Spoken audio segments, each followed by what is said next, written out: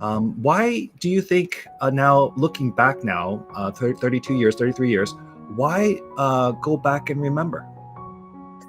Well, I truly believe that the misinformation, the narrative that was created and amplified during the LA riots of this very ugly, racist Korean business owner has allowed for misunderstanding and misperception of the Korean community, and not just Korean community, it's transferred to just Asian community as a whole.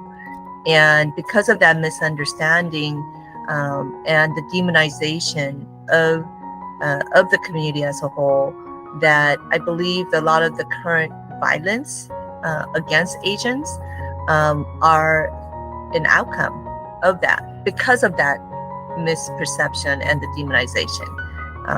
I say that, when you do violence on evil, you're a hero. And, it's like, if I want to punch someone, I would be the bad person. But if I punch a robber or a terrorist, I'm a hero. And as long as Asians, there's that misperception that demonizes, particularly the store owners who really are victims themselves, that without that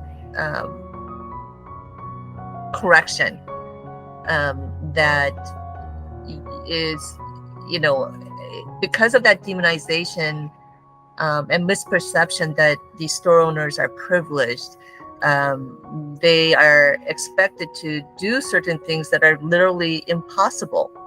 They're literally making such little income, 3,000 to 5,000, after they pay their expenses, but before payroll. And it takes about 4 workers. If you think about the long hours, right? It takes 2 shifts, and also a person at the cashier, someone helping with stocking. So like I said, 2 shifts, 2 people, that's 4. How do you cover 4 people's salary with 3,000 to 5,000? It's nearly impossible, right? Yes, reminding us of the solidarity once again of living day to day, the poverty, the income, and also I felt like from what you're sharing, it emerged another stereotype, this idea of yellow peril, which has always been something from the very beginning. Asians, Yes. Chinese Americans were invited to our country to work hard, but Yes. then excluded.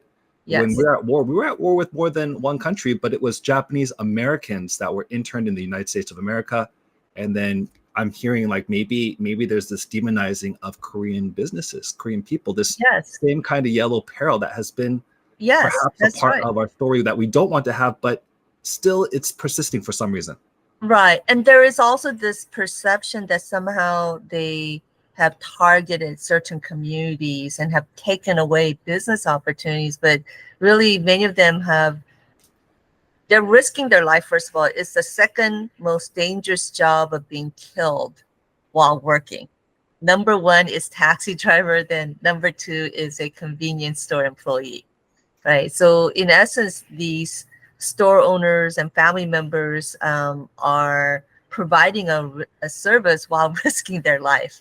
And so instead of these store owners being depicted in ways that show their dedication and maybe even their resilience in trying to also survive and provide a service, they've been demonized. And then there's this expectation, because there's this perception that they're stealing the business opportunities, right? They've been given free government loans that are not given to any other community, when it's really not true, right? That there is this expectation that somehow they should be giving more to the community, they should be hiring from the local community. But those kind of expectations, I think in some ways is like just as impossible as telling someone in a wheelchair to jump. Again, these families, they're using free family labor, right? To make this possible, working very long hours, no vacations, no holidays. And so I think that kind of reality, if we could have a better understanding and understanding the roots and the context, I think there's a greater likelihood of finding better solutions.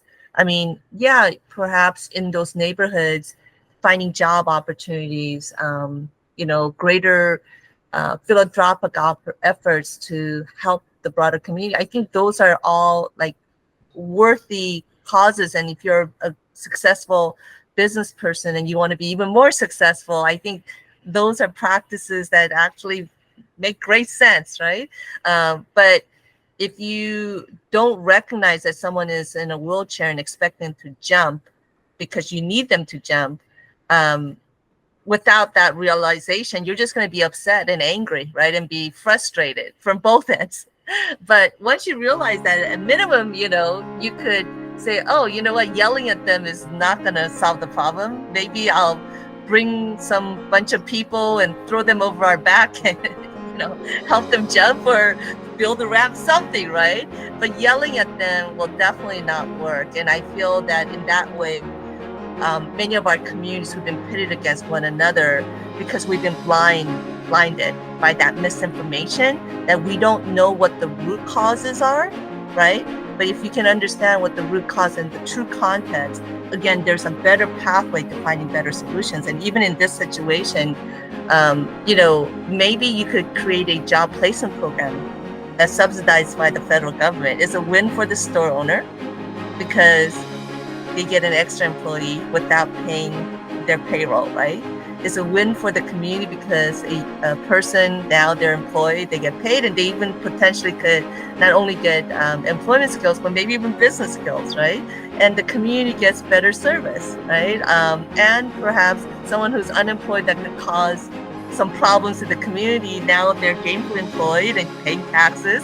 So again, it could be a multiple win-win through some of these subsidized, employment programs, and our nonprofit runs one of these programs, right? And so I'm just giving that as an example. When you know the reality of the situation, right?